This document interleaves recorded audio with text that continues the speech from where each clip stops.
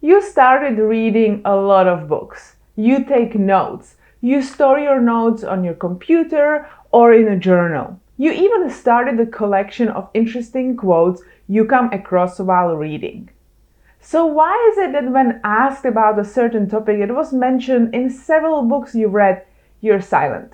Or maybe you squeeze out of yourself one or two sentences and then blank.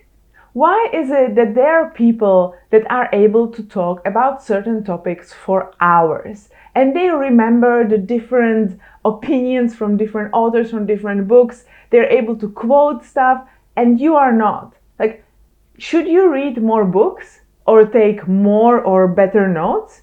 Not necessarily.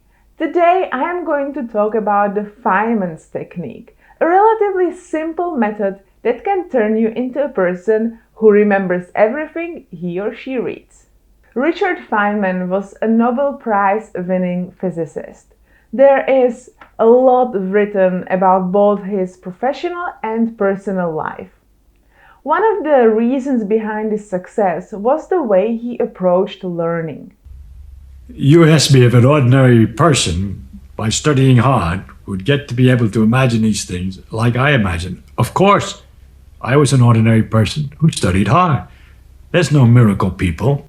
He made sure that he understands the topic he is interested in 100%. And he tested his assumption that he understands it 100%. That to know when you know and when you don't know, and what it is you know and what it is you don't know, and it's you got to be very careful not to confuse yourself. Feynman believed that if you really comprehend something, you're able to explain it to a 5-year-old or to a person who never heard of that concept before. The whole method of testing yourself whether you're able to explain it in simple language is called Feynman's technique, and it consists of 4 steps. Step number 1, you choose a topic you're interested in and you write the topic at the top of a blank page in a notebook. Step number 2, you write down everything you know about the topic as if you were explaining to yourself or to someone else. Step number 3, if you get stuck, you get back to the source material or even beyond that.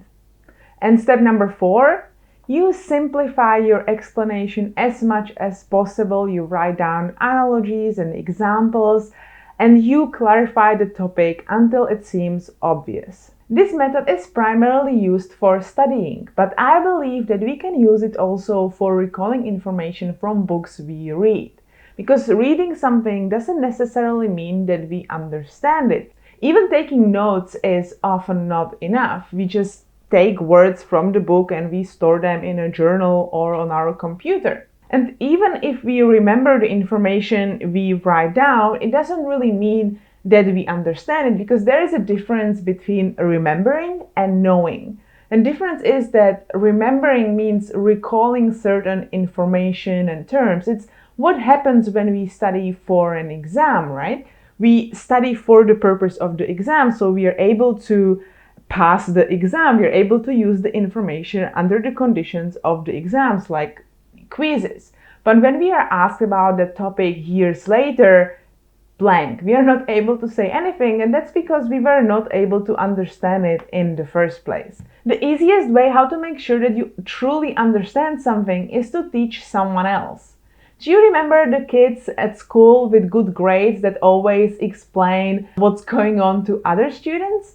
Well, they are getting better and better at school exactly because of that, because they are forced to explain the topic in simple language. So next time you read a book and take notes, I want you to take it a step further. I want you to take a journal and then on top of a blank page, write down the topic of the book or a chapter, and then without looking into your notes, summarize everything you remember about that topic. Try to use a simple and easy to understand language. If you use a specific term, make sure you explain it. Don't assume that you know it. If a 5-year-old doesn't understand that word, explain it. If you get stuck and you don't know how to continue further, or you are not able to truly explain certain topic, go back to the original book and see if you can find the answer there. If the book doesn't really explain a certain topic, go beyond and search in other materials. Once you believe that you're able to explain that topic, go back to your journal and continue with explaining the topic there. Then when you see that you truly understand that topic, go and teach someone else. That can be in a form of talking to a friend about that topic or book, or talking to strangers on the internet. Why not to go to websites like Reddit or Quora and answer questions that people posted there about the topic or about the book. You can also write a review on websites like Goodreads, or you can create your own blog where you post those summaries you wrote down in a journal and then you interact with people in the comment section. This may sound like a lot of work, and it might mean that you're not going to read as many books as you would like to. But if you're going to implement this technique, I guarantee that you're going to be able to recall information from books you read now, even years later. And that's the reason why we read in the first place, right?